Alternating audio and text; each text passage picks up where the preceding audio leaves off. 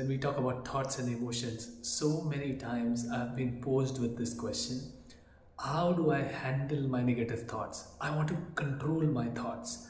I'm going through anxiety. I don't know how to deal with that. And my answer to this is don't do anything when these thoughts arise. And then people give me a very baffled look because they don't believe that by not doing anything and simply watching the mental activity, they would be free from anxiety. This is what I say: effort works in the external world, but awareness works in the inner world. Somehow we think that the thoughts that we have to identify with them because they're occurring within us. After this identification, if the thought is a pleasant thought, then we want to stay attached to the thought. We want to have those thoughts carry forward.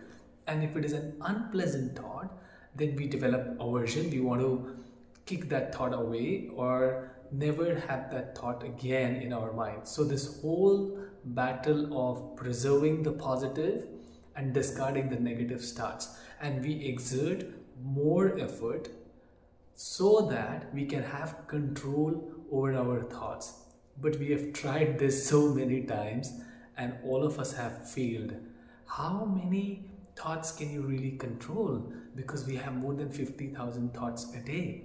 So, really exerting pressure and control and attempting to get to peace is going to get us more distressed. This is where we drain out our mental energy. But with training, if you learn to just simply observe your thoughts as a bystander, you will realize that slowly these thoughts lose their grip on us. They no more trouble us because you are not chasing them, you're not engaging with them, but you're simply being a witness to them.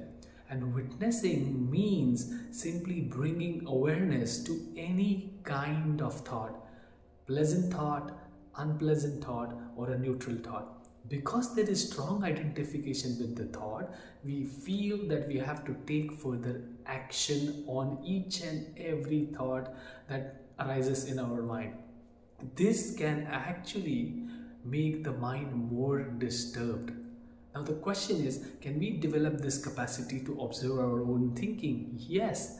When we are thinking, and sometimes we have had this experience that when we are thinking, engrossed in thinking, suddenly we pause and say, actually, I'm not thinking straight. Actually, that's not how I should think.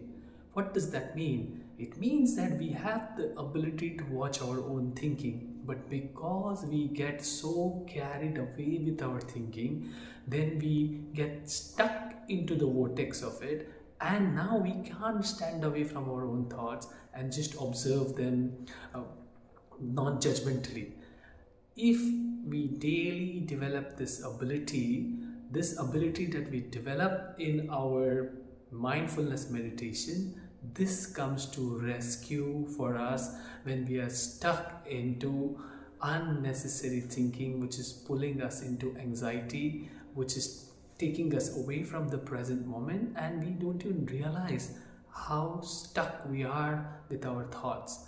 So, bringing this aware again and again, and actually using the approach of not doing anything, simply becoming more aware, is the antidote to all these negative thoughts. Now, some thoughts will have a lot of energy, they will produce a lot of movement, lot of bodily sensations can arise, but the process is the same. And they are so strong that we feel we have no freedom from them.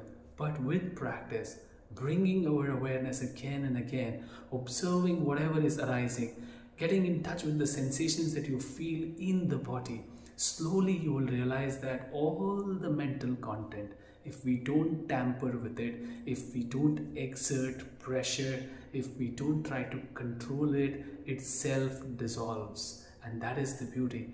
With awareness, then, any kind of thought can arise in our mind, and we would still be poised, we will still be balanced, and not be continuously swept away with our mental activity. So, Effort works in the external world, but awareness is what works in the inner world.